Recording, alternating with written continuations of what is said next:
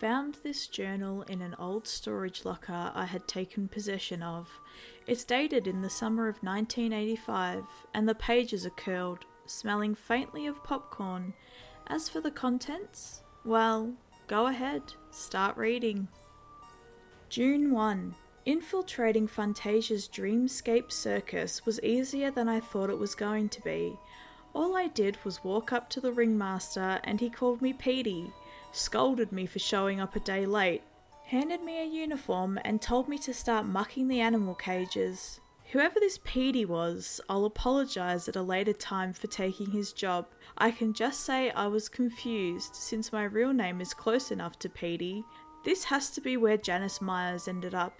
The circus was in town the weekend she disappeared, and the friend of hers I interviewed said she had decided to go back on a Saturday night. Her parents did admit there was an argument that night about their daughter's grades, but insisted that Janice would never have run away of her own free will. But then again, 15-year-olds aren't known for their soundest decisions.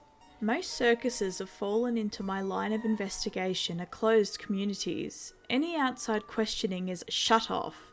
I'll have to spend a few days assuring these people I'm just like any of them. I just have to last long enough to determine if any of these people are Janice. June 5. This is the easiest investigation I've ever had to conduct. Not only have the circus people been more than welcoming, I think I've figured out which one of the clowns is Janice. Running away with the circus was a childhood dream of mine, and it seems she's one of the people who pursued that dream. She says her name is Jenny, but her face shape is similar enough to Janice's.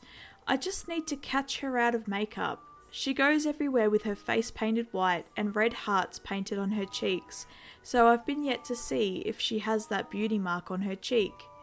I'd like to catch her alone too, but she's always hanging out with the fellow teenagers. It even appears she has a boyfriend, one of the acrobats named James. What happens seems straightforward at least. Girl falls in love with a boy, runs off to be with him. It's the oldest story in the book. Once I confirm her identity, I'll let her parents know post-haste. After, of course, I find the nearest police station and let them know that one of the clowns is a runaway girl. June 8.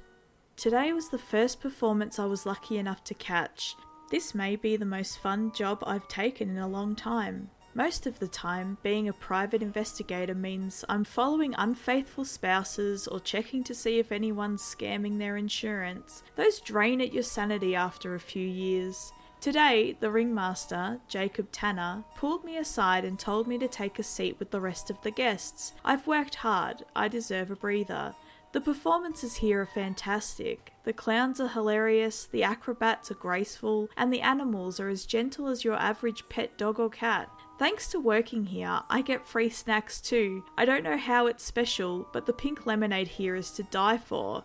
I'd drink it all day if my stomach wouldn't explode. Everything went off without a hitch. We'll be on the road in the morning.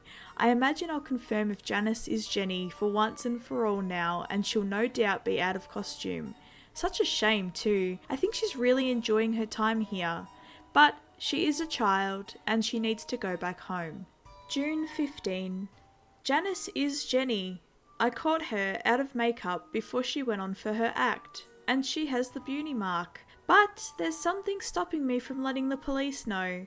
There was an accident that happened tonight. The act unfolded as normal. At least I figured as much. A strong man named Lewis Wicker was the base of a stack of clowns. At the top was young Janice. 5 people stacked on one another. It was an unbelievable sight. So unbelievable that it felt like a dream when Lewis stumbled and the clown on his shoulders lost his balance. They all came crashing down like bowling pins. It certainly was not part of the act, judging by Janice's terrified scream as she plummeted to the ground. I heard something crack and her body went limp. A comical-looking mini-ambulance was driven out by more clowns as the ringmaster assured us all that everything was fine.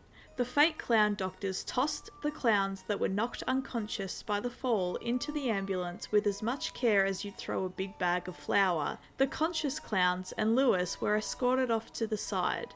I've tried to find the injured clowns after the performance, but they're gone. I don't know where they are being kept. After a fall like that, the extent of their injuries must be horrific. Tomorrow, I'm going to the police to report this incident, as I didn't see any real ambulances or any signs that they were taken to a proper hospital, and without a doubt, Janice needs emergency care.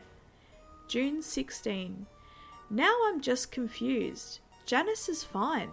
Somehow, completely, totally fine.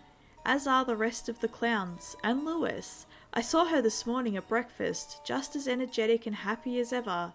She and James were sharing a plate of muffins and a bag of cotton candy.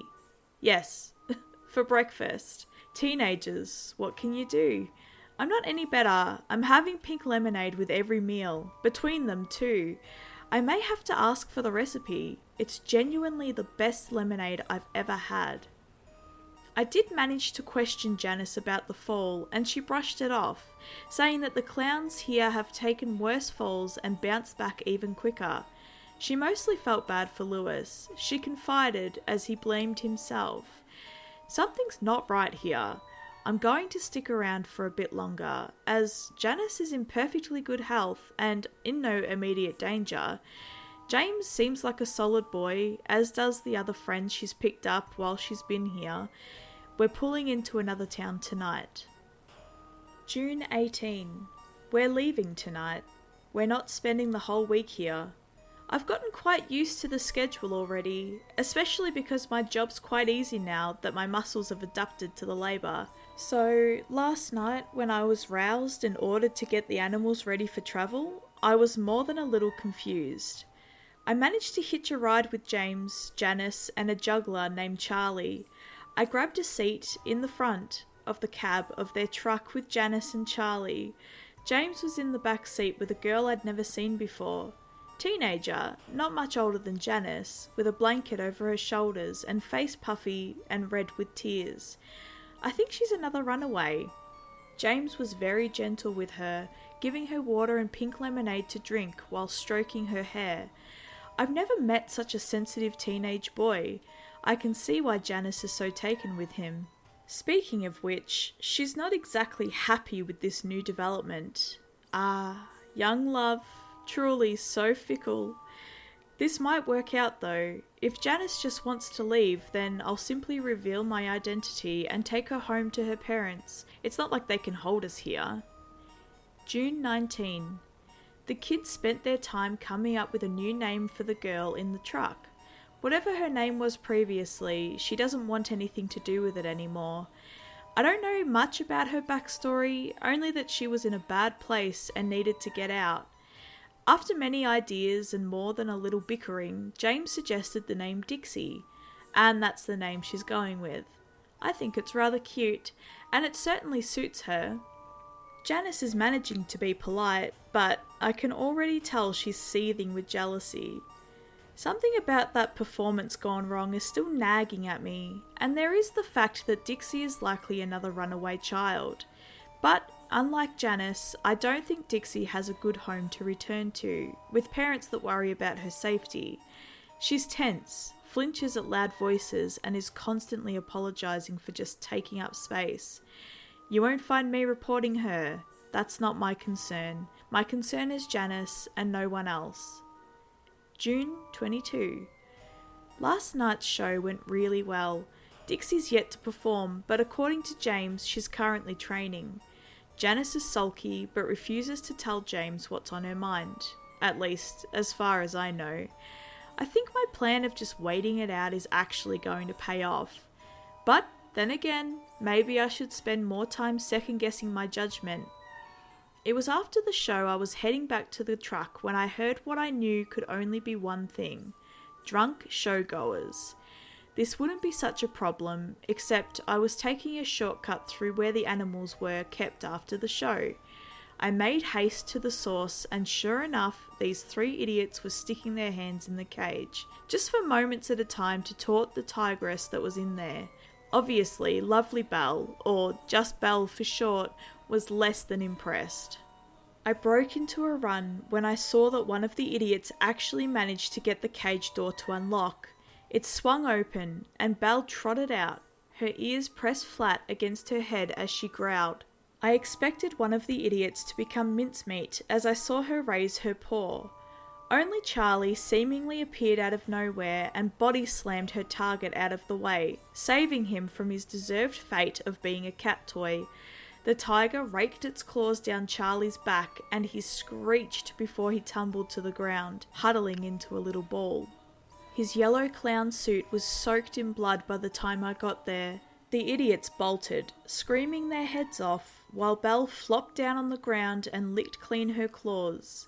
In the dark, it was nearly impossible to see how bad the wounds were, and before I could get him into the light, the fellow circus people flooded around Charlie. Someone threw a blanket on him, and the Wicker brothers gathered him up and carried him into a trailer. Of course, I told someone to call an ambulance, and I was assured that he'd be given proper medical care. This morning though, Charlie's back to, well, being Charlie. Little bastard put a tack on my seat and I didn't notice it until I'd sat my full weight on it. He's acting like nothing happened last night and assured me that it looked far worse than it was. He even demonstrated by taking off his shirt and gesturing to his back, which only had a few bandages on it. Nothing like what you'd need if you were attacked by a tiger. I kept telling myself that I really must have overreacted last night, that my brain is exaggerating the details. But as many times as I run the incident over and over again in my head, the more I'm certain that there's no way in hell that Charlie should be okay right now. June 25. Well, it finally happened. I'm taking Janice home. I was talking with the clearly sullen girl, being as subtle as I could about her going home, when Dixie emerged from a tent. I'd not seen her since she was given her new name. I was starting to wonder where the girl had gotten off to, and here she was. She had pinned her hair up into twin pigtails, and although her clown makeup made her look like she was crying, she was clearly grinning from ear to ear. Dixie had become a clown, and I think that is the life that will suit her the best. Charlie gaped like a fish, and even James seemed to be taken off guard. "Already?" he croaked out, staring at the girl. Dixie nodded and spun around. "I'm one of the clowns. Put away your frowns. I've taken them all. No more will I fall, for I am a clown," she said before cartwheeling over to the table and using the flower pinned to her sweater to squirt me in the face with what smelled like really strong rose perfume. Charlie clapped while James sprung to his feet, picking Dixie up and spinning her around and around. It might have gone a little over my head, but the three seemed really happy, until Janice slammed her fist into the table. The girl had gone red with rage, getting to her feet and screaming, "Liar! Liar! It takes weeks to become a clown! You're a fraud! A fake! A phony!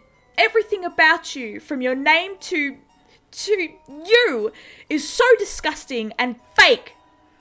It was so awkward. I desperately tried not to cringe, but I don't think I quite managed. Dixie was surprised for a moment, before her bottom lip trembled.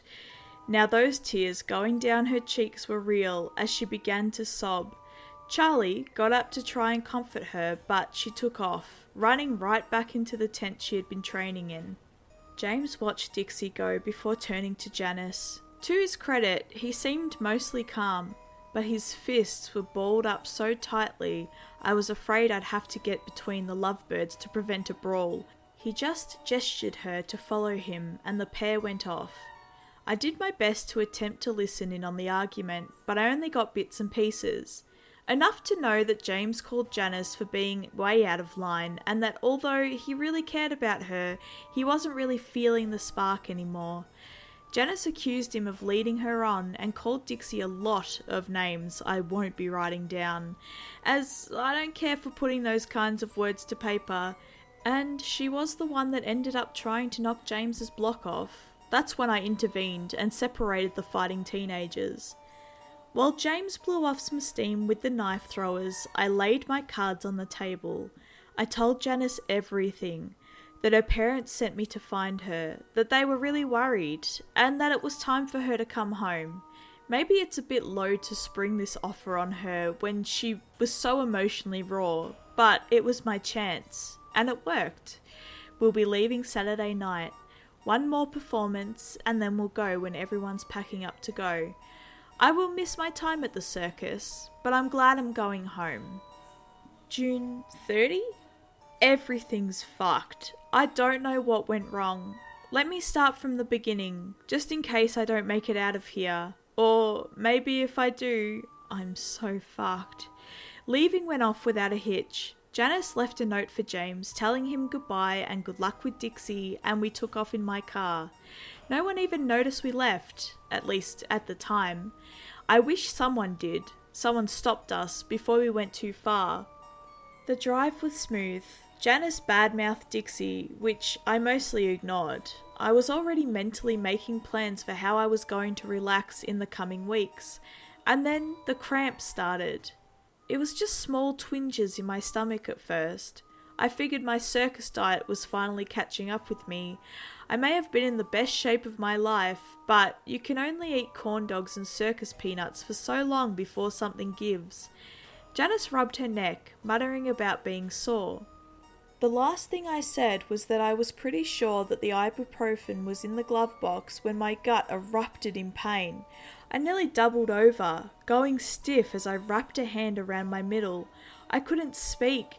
The pain was so bad. I tried to tell Janice that I needed to pull over because I was going to be sick, but the moment I opened my mouth, all I could do was scream. I looked up to see Janice's face had gone white.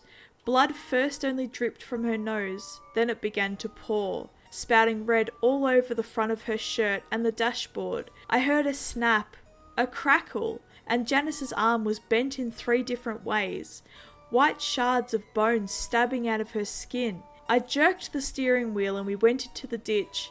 I banged my head off the dash, but at least we had stopped.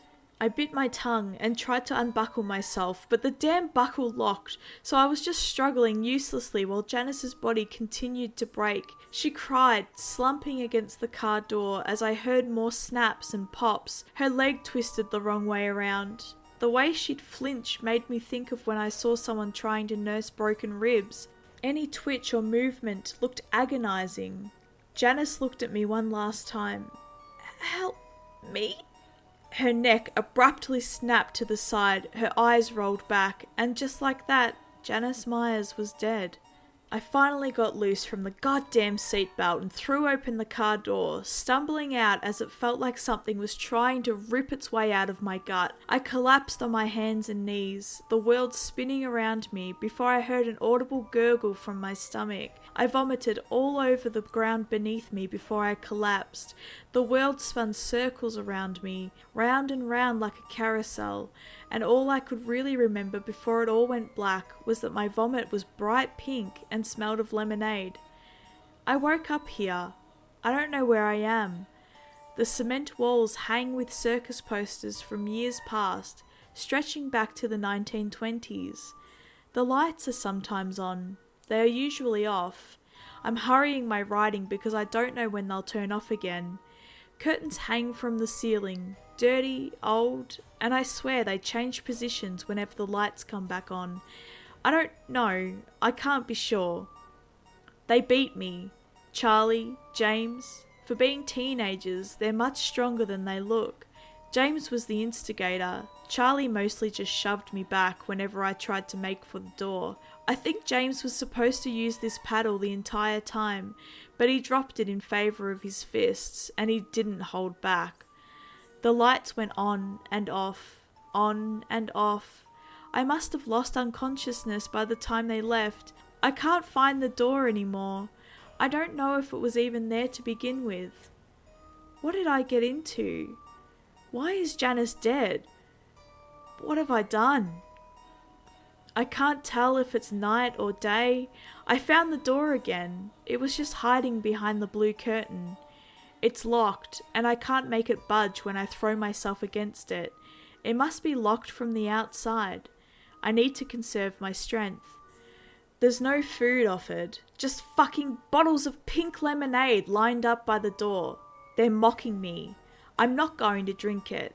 It might be poisoned anyway. I have to get out of here, and I can't brute force it. I have to wait until the door opens again. Throat so dry. No one's come through the door. They've left me to die down here, haven't they? Because of the car accident.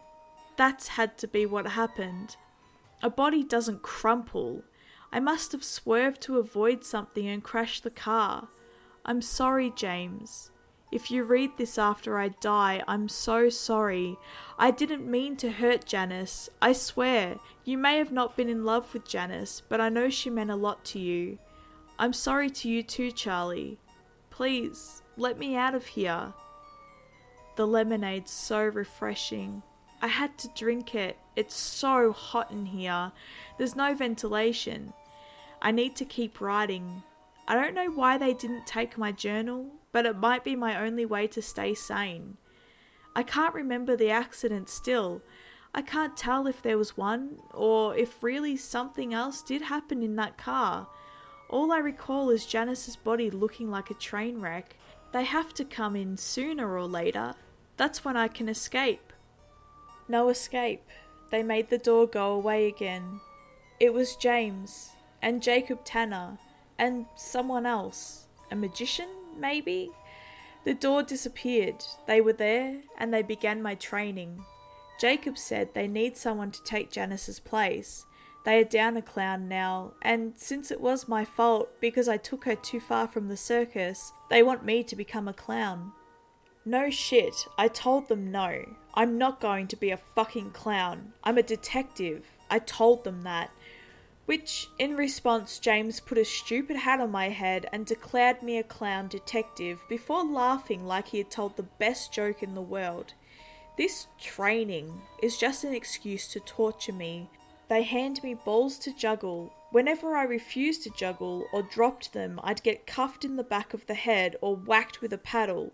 The last time I dropped to the ground, I closed my eyes for just a second before I woke back up and everyone was gone. I keep checking behind every curtain. I can't find the door. All four walls are blank. I don't know how, but they made the door go away. They left me a bag of popcorn too. It's stale as fuck, but I need to eat something. I keep begging for their forgiveness. I've stopped fighting back. I just want to go home. I won't tell a soul. No one would believe me anyway. They just handed me a knife and tell me if I don't hit the bullseye this time, they're going to break my fingers. Am I really alone in here?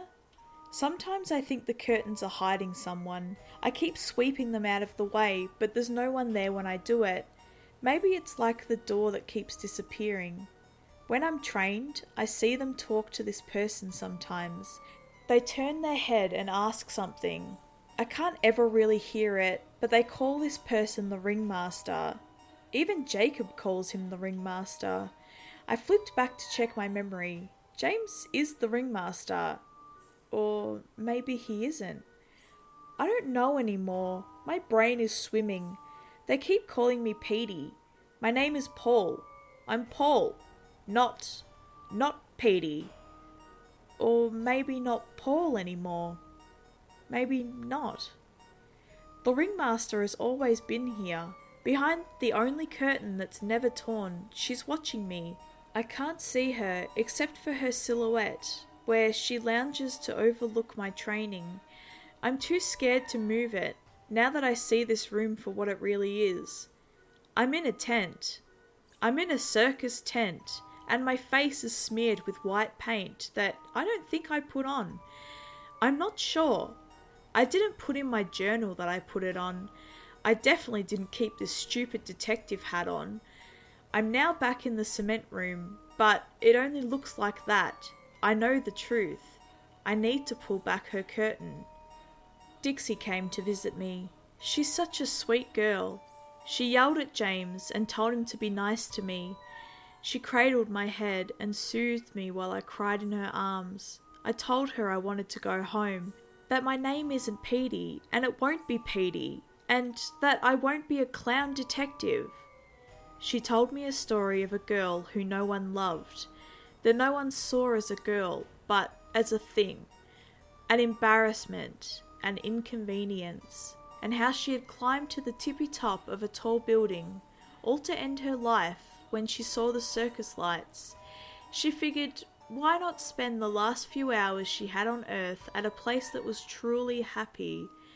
She told me that the circus wanted her, and it wants me too. It's always wanted me. It's why it let me in. Nothing was accidental. Dixie left me with a cup of pink lemonade and a Spam sandwich with the crusts cut off. The nostalgic taste made me cry. The curtain needs to go. I need to know why the circus wants me. Please tell me why I have to stay. Ha ha! Ha ha! Well, the time has come to go where the air smells like popcorn and bubblegum, where the tents reach the sky and we no longer need to cry. This is how I have become a clown. This is how you become a clown. Come to the circus that's here in town when all you've known has burned down. There you will meet an acrobat, a juggler, and a crying girl. They'll help you give it a whirl. You'll be given pink lemonade and all sorts of delights. You'll begin your training that very night. Be sure not to sob when it hurts. You're just getting your just desserts. To be a clown is to be forever, as long as the circus endeavours. Pull back the curtain and meet the ringmaster, a beauty with skin of alabaster, with cheeks redder than apples candied. She smiles at you and offers a glass brandied. You take it. You don't say no to a woman like that. Once you sip, she will give your head a pat. You're alone in the world, aren't you? She'll say, knowing that it's true. You'll nod. You don't attempt to deny that all this time you've just stood by. This world has not been kind to those who don't fit into average humankind. You've always been one of us, she told me. That girl who died was too carefree. She never understood what it meant to be a clown, how you should build up, not cut down, that in this circus you'll never feel harm, that here you're always meant to charm. But once you leave, you will be pained. From that you cannot be unchained. Sad that Janice had to die, but come now, you have had your cry. It's time for you to smile. You have finally passed your trial. It's time to become a clown. To your knees and bow down. You are now one of mine. In fact, you have become one of my bloodline. I knelt before my ringmaster, taking her hand. This circus is a family that will never disband. And just like that, I've become a clown, never again to frown. I hope that you'll see these tents one day and come on through the doorway. If you want to become a clown, here's a tip. Get some pink lemonade, have a sip, run away with the circus, and like that, you'll be one of us. Ha ha! Ha ha! Never again to frown. I have become a clown.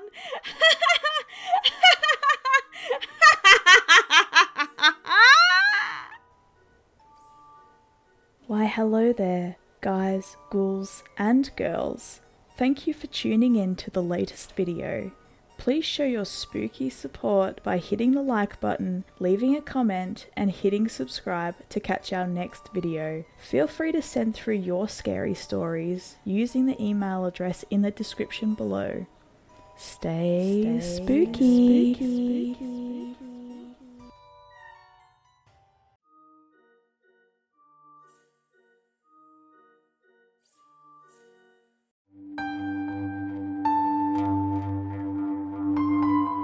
Prophilia Podcast Network, Dark Stories from the Campfire Podcast, combines the storytelling styles of Victorian ghost stories and folklore to present to you original horror stories that'll force you to curl up tighter next to the fire.